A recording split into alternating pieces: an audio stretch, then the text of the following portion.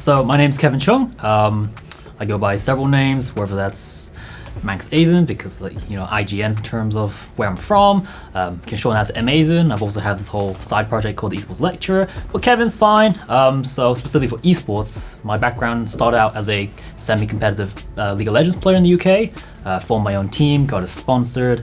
Then I retired early as a player, dabbled in on-air talent, broadcast roles, and then eventually what really took my career off was when I joined Riot Games in Berlin as an in-game observer, so the in-game camera person of the game. And I found my way into education somehow, and now I'm here. Who would have thought, eh? So the in-game observer is, as I kind of mentioned before, it's pretty much the in-game camera person. So what the viewer would see like on Twitch or on the feed is what is being shown to them. So your role as an observer is to tell a story, is to make the experience, the viewing experience, the most exciting, because you have to condense maybe so many different feeds or player cameras into one and really make that shine, make that exciting, make it something that audiences want to come back and watch. And yeah, you're telling a story, you're condensing information, and I think that hopefully is a good explanation. So I think this is how I normally describe the difference, obviously, between like live broadcast, between like a production where it's like all recorded. So live is definitely a lot more pressure. I always joke that it's not for the faint of heart, because in a live environment things can go wrong. You got to adapt and change on the fly. But that's what I really like about it. It's exciting, and because you don't know what's going to happen, it keeps you on your toes. And it's more rewarding, I feel, because the reactions are genuine. Like even when I'm observing a game and I see like a big team fight breakout, I react. You hear me go, "Oh, that was a great fight! Oh, that's amazing!" So, and I think that's really good, because that's the same emotions I want my viewers that are watching to also see as well. So mirroring that, because if I react like that, I would assume that hopefully the viewers would also react like that too. I've been here once. I was here over the Christmas for the Christmas markets, but I mean, it's a nice city. I would like to explore a bit more, but honestly, besides Confetti right now, I don't really know too much about it, but maybe that'll change in the future. So I remember when I first heard about Confetti, it was the mention, I think, in one of the papers about their esports production course. And a bit biased here, but obviously my specialty comes from the broadcast production side of esports, and as soon as I saw that, I was like, this is what we need. This is in the right direction, because what I saw in the past was more generic esports, especially when it comes to education and in universities. So yeah, when I saw Confetti was doing a broadcast production course within esports, I was like, this is what we need. If anything, I was like, I'm jealous that I didn't have this when I was a student. And I've seen the facilities, it's great. People are very friendly, and I'm so envious, but also I'm so proud and glad that students enrolled on this course have the opportunities to go in that gallery, really have almost hands-on experience with the equipment, because that's industry equipment right there. They can literally work on that and already graduate with year, 2 years, maybe even 3 years of experience before even like lining up a job. So I think that's really important for any student or any institution to really push for, especially in a unique space like esports, especially production, which is very hands-on, very experience heavy.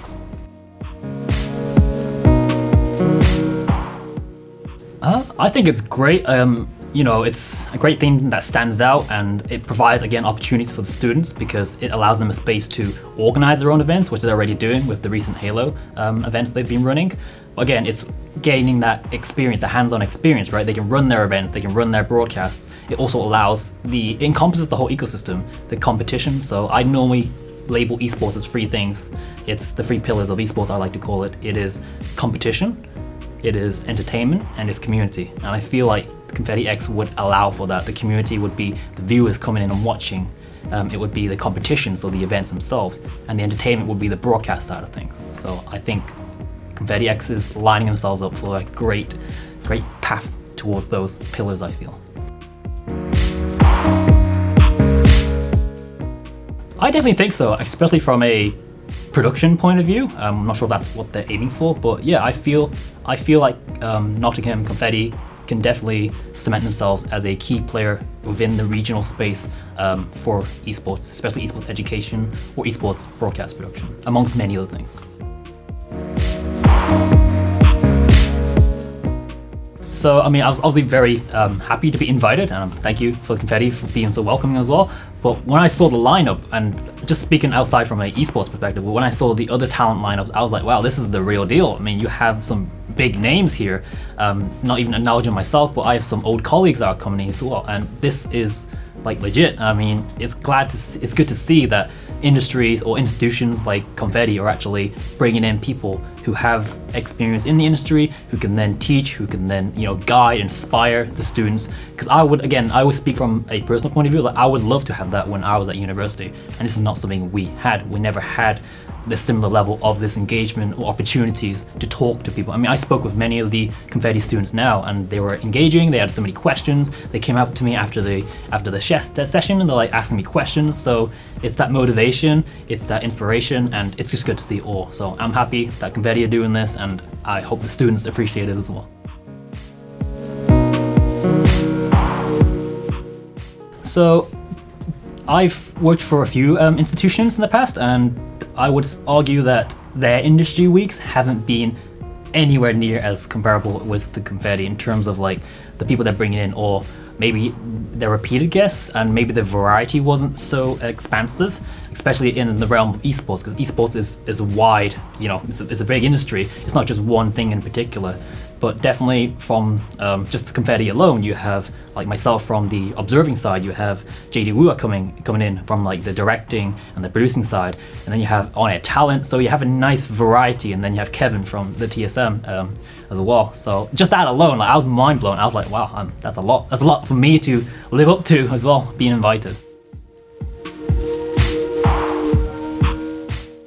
I think esports is here to stay. I mean, it's growing, and it has been growing for so long. I mean, back when I first got into esports, my first reaction was, wait, there are people getting money for playing video games? But that's obviously from a competitive background, right? There's competitions, but then the industry is so expensive. You have events, so that's the operation of events. You have the broadcast side, myself an example of that. And then you have obviously like the other realms such as media, content creation, marketing, even law, because we need people to draft up contracts, player contracts, team contracts, all sorts, even to the point where esports athletes are flying on athlete visas to come into countries to compete and everything. So esports is definitely here to stay. Wouldn't surprise me if it eventually topples over traditional sports in terms of viewer numbers, whether that's already happening or not. I think maybe it actually is. I think it's based off of like recent trends, comparing it to like the NBA finals and everything like that. But yeah.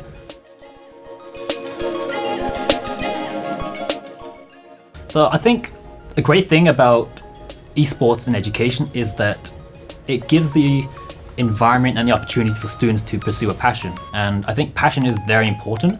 Like I said, if there was an esports course when I was at university, I probably would have enrolled as well. But yeah, I think one of the best things is being surrounded by like-minded people.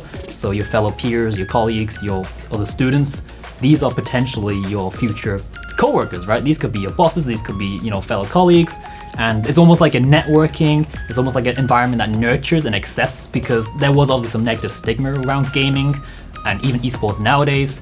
So it's a nice space for people to come together, almost like a community, but also like Confetti offers the opportunity to explore really like industry heavy, hands-on with industry week for guests, but also equipment to work on to build that portfolio and to graduate hopefully, or leave this area with experience to and skills to get a job with, hopefully, rather than graduating and then building on those skills.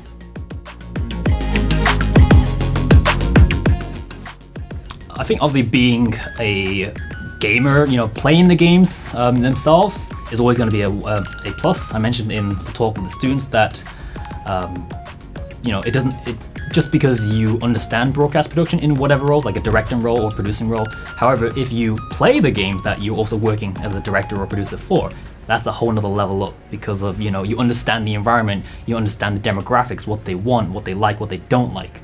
And that really does help, just being intertwined in the community, even from things like understanding the memes that are generated, building upon that community aspect of what's currently almost viral, or what's currently in narrating, circulating the social media sphere in terms of content.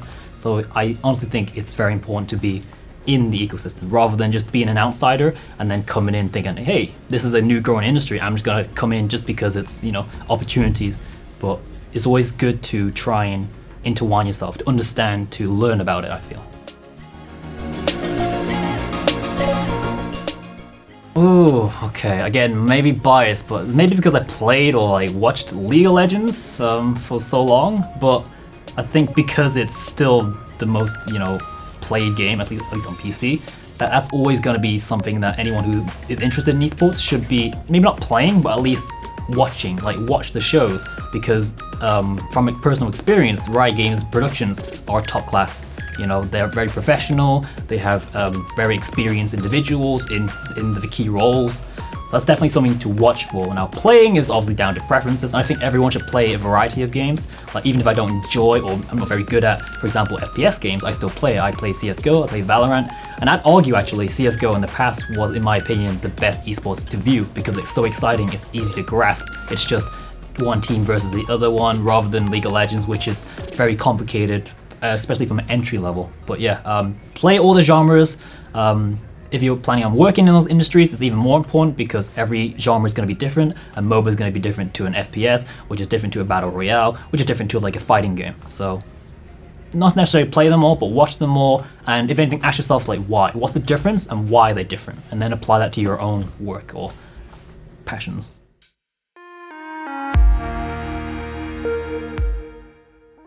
I mean, I might be scuffing the definition of retro here, but oof.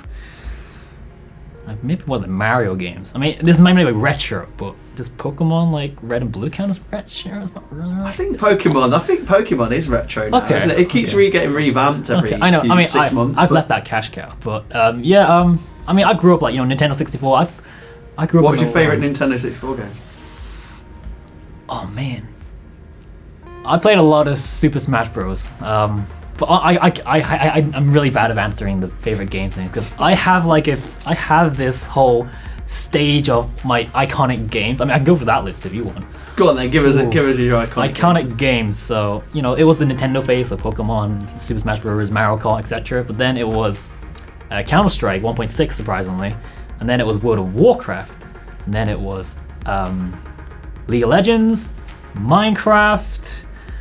Now I just kind of bounce between all of them. Now I'm just like playing everything and everything. Yeah.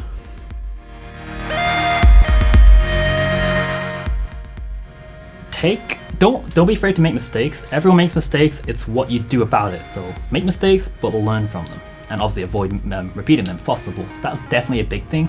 But you're in a safe space right now. So especially in the broadcast side of things, you have a space where you can experiment. You can test the waters. You can be creative. Because that's not something you're going to be able to do maybe out in the big world of careers, because that's where your job might be on the line. You can make a mistake here and it's not a big deal, but you make a mistake out there, it could be your job on the line. But also just like talk, attend these guest these industry week workshops, these guest talks, talk to people. Obviously, for esports specifically, I would recommend for them to get involved with societies, start up your own gaming or esports league, operate some events, because again, you're building a portfolio. Don't waste the 3 years or how many years you're here studying. Use that time to already build skills rather than graduating and then building on it, because those jobs out there which are asking for 3 or 5 years experience, if you did something every year, you already have 3 years of experience graduating from it.